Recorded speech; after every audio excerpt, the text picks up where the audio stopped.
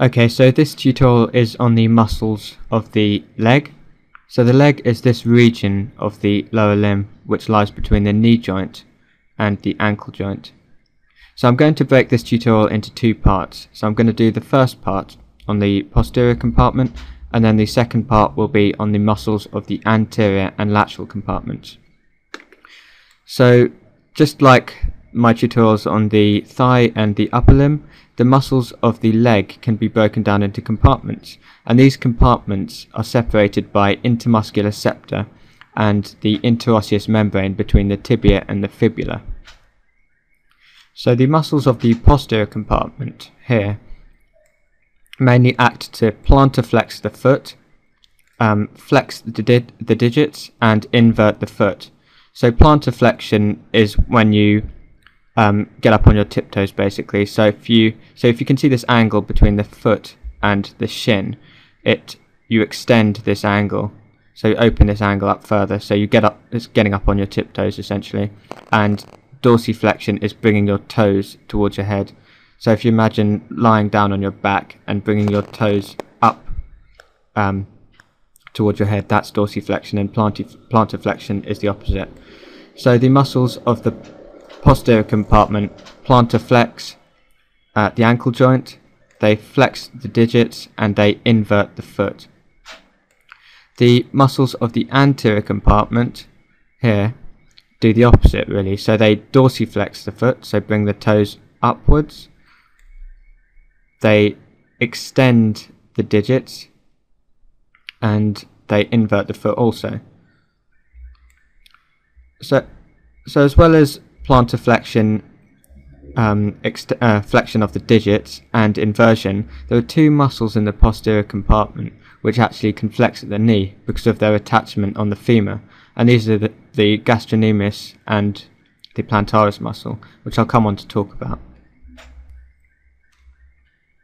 So the lateral compartment are the muscles here which lie laterally, and these evert the foot. So this tutorial will be concerned with the muscles of the posterior compartment of the leg. So just briefly a quick word about innervation. If I just bring in the nerves, you can see, so just looking here at the popliteal fossa, you can see the sciatic nerve, and it splits into two main branches. So you've got the tibial branch of the sciatic nerve, and you've got the common peroneal branch, the common fibular branch of the sciatic nerve. So the tibial branch of the sciatic nerve supplies the muscles of the posterior compartment, and the common peroneal nerve, which winds round laterally here, innervates the anterior and lateral compartments of the leg. So just a quick point about the common fibular nerve, just while I've mentioned it.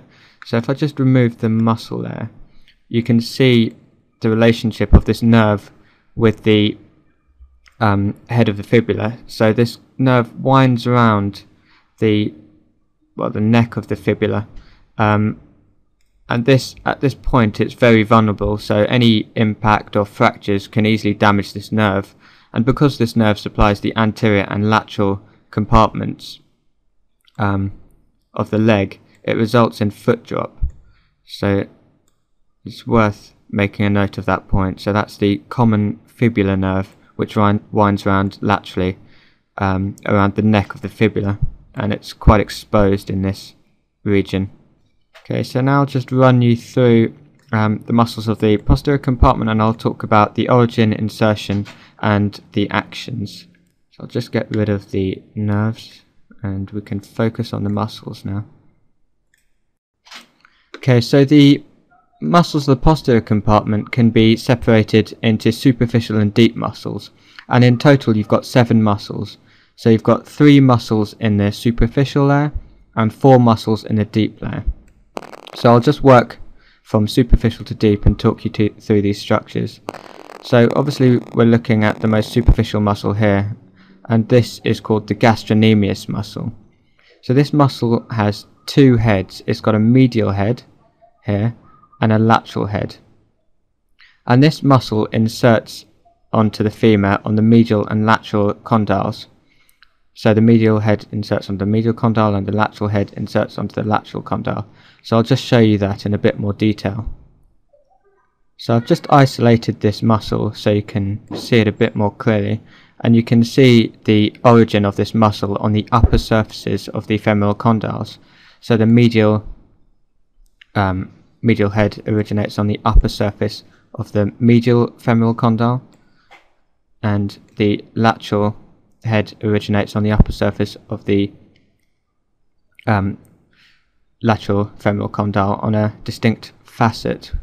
So you can see on this side there's a facet here which the lateral head of the gastrocnemius muscle originates on.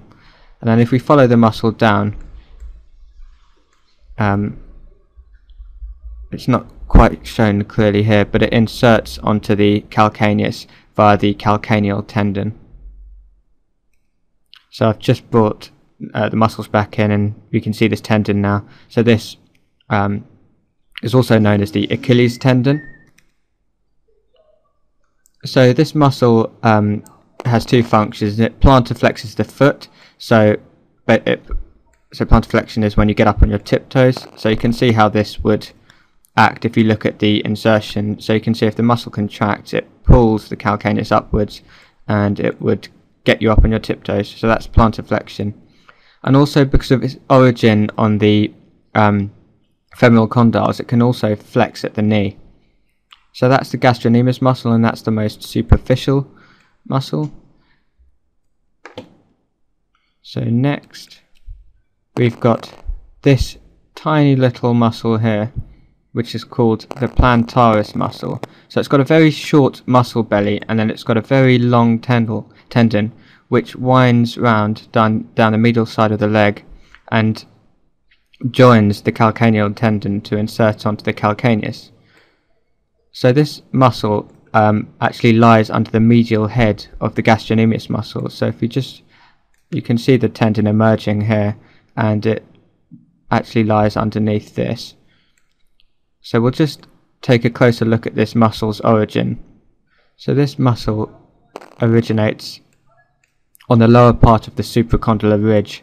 You can't see very clearly here, but it originates on the lower part of the supracondylar ridge, which comes down off the femur here. And it also it joins with the oblique popliteal ligament.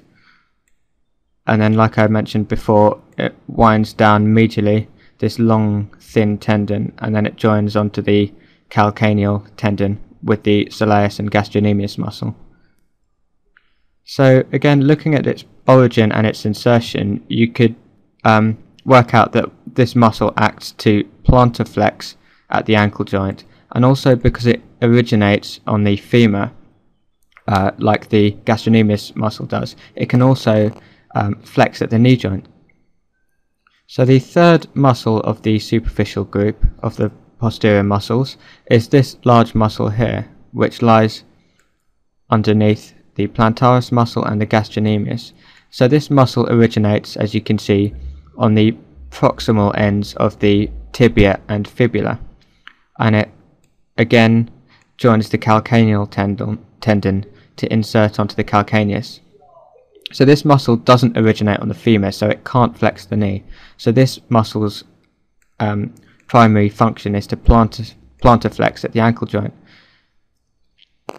So these three muscles are innervated by the tibial nerve. So that's the branch of the sciatic nerve which innervates the posterior compartment.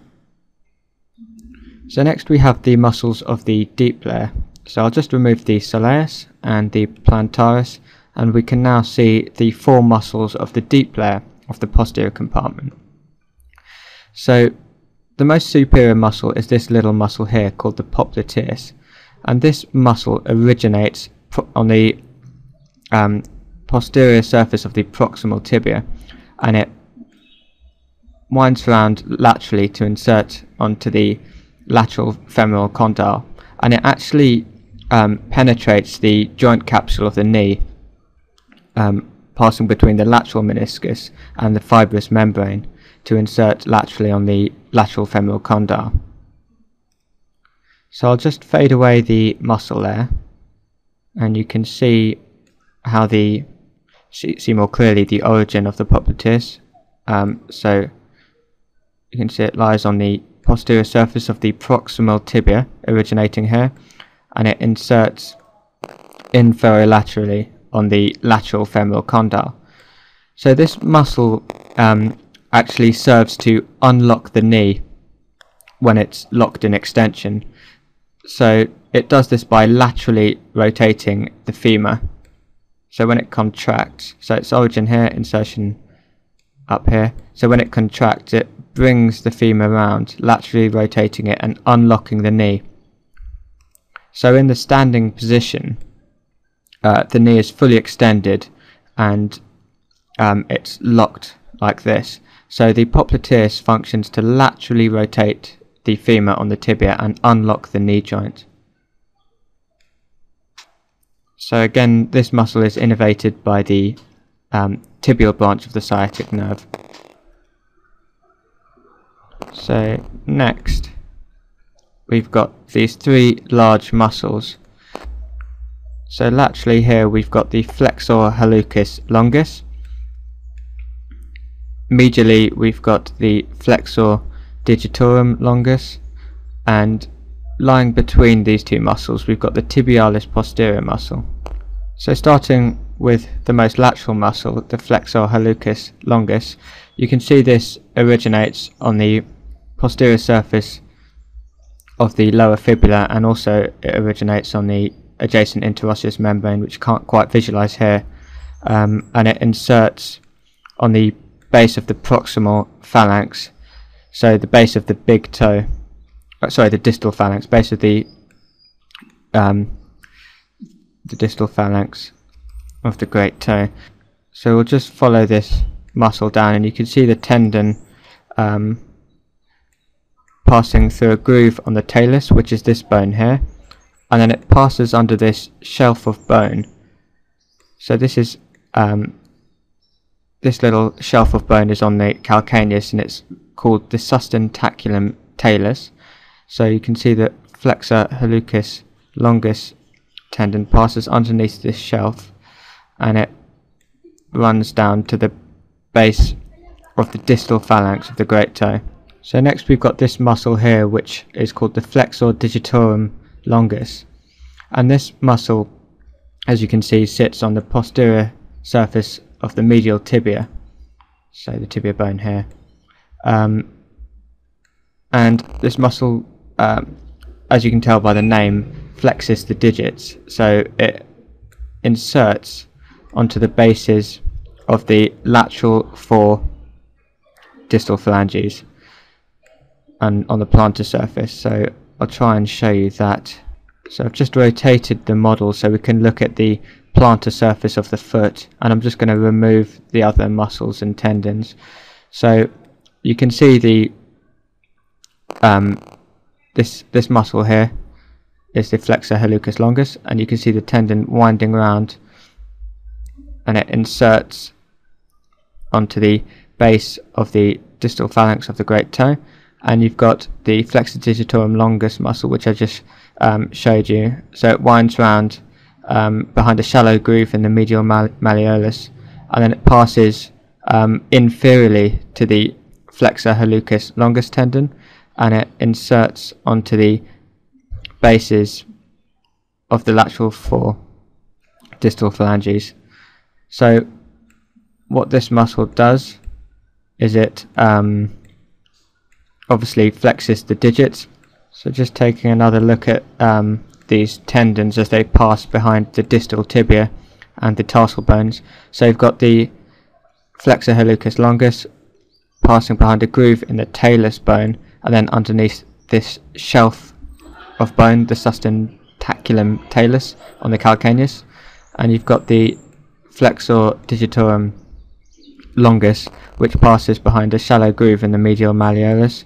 So the medial malleolus is this part of the tibia, distal part of the tibia, and then it runs down onto the plantar surface of the foot, passing inferiorly to the tendon of the flexor hallucis longus. So the last muscle is this muscle which sits between them. So this is the tibialis posterior muscle. So this muscle, as you can see here, originates between the tibia and fibula on the interosseous membrane and also on the adjacent surfaces of the tibia and fibula. And this muscle runs down, passing underneath the tendon of the flexor digitorum longus, and you can see its insertion point. Just try and get a good look. So it inserts on the tuberosity of the navicular and also on the medial cuneiform bone. So if I just show you the navicular, this is this tarsal bone. So the tibialis posterior inserts onto the tuberosity of the navicular and also the cuneiform bone. So what this muscle does is that it plantarflexes the ankle joint, and it also inverts the foot, and it also supports the medial arch of the foot. So a few functions there. And again, all these muscles are innervated by the tibial branch of the sciatic nerve. So those are the muscles of the posterior compartment of the leg. I hope that's cleared things up a little bit.